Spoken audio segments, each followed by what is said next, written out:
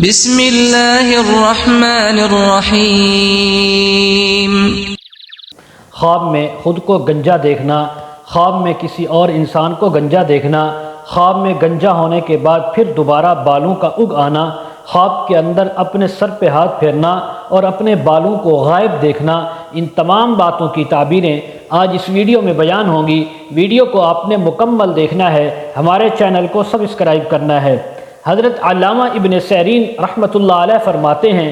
اگر کوئی انسان خواب کے اندر اپنے آپ کو گنجا دیکھے اور یہ دیکھے کہ اس کے سر کے تو یعنی حقیقت میں تو بال تھے، لیکن خواب کے اندر سر سے بال غائب ہو چکے ہیں اور وہ گنجا ہو چکا ہے، تو فرمایا اس کی ایک تعبیر تو یہ ہے کہ بہت زیادہ مال ملنے کی، سرداری ملنے کی، عزت اور مقام ملنے کی تعبیر ہے۔ بعض اہل تعبیر نے یہ بھی بیان کیا ہے کہ اگر یہ انسان کسی غم یا تکلیف کے اندر مبتلا ہے تو اللہ تبارک و تعالیٰ اس کی وہ غم اور تکلیف دور فرما دیں گے۔ اگر یہ انسان کسی قرضے کے اندر یعنی پھنسا ہوا تھا تو رب تعالیٰ اپنے فضل و کرم سے اس کو قرضے سے خلاصی عطا فرمائیں گے۔ اگر یہ انسان جیل کے اندر ہے تو اس کو جیل سے رہائی ملے گی۔ اگر یہ انسان کسی دشمن کے خوف میں مبتلا ہے تو رب تعالیٰ اس کے بعد اس کا خوف ختم فرما دیں گے۔ اگر کوئی انسان خواب کے اندر دیکھے کہ اس کی کسی گنجے آدمی کے ساتھ اٹھ بیٹھ ہوئی ہے، دوستی ہوئی ہے، صحبت ہوئی ہے، تعلق بنا ہے،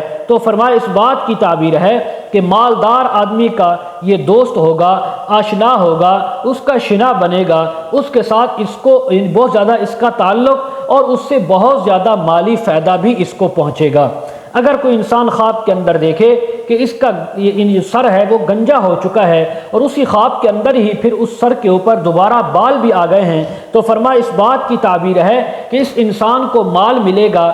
رزق ملے گا، شہرت ملے گی، لیکن بہت جلد وہ مال بھی تلف ہو جائے گا، ختم ہو جائے گا، شہرت بھی جاتی رہے گی اور یہ انسان خود بھی قرض دار ہو جائے گا۔ حضرت امام جعفر صادق رحمہ اللہ تعالی فرماتے ہیں، خواب میں خود کو گنجا دیکھنا یا گنجا ہونا، اس کی تین تعبیریں ہو سکتی ہیں۔ نمبر 1 رزق کا ملنا، نمبر 2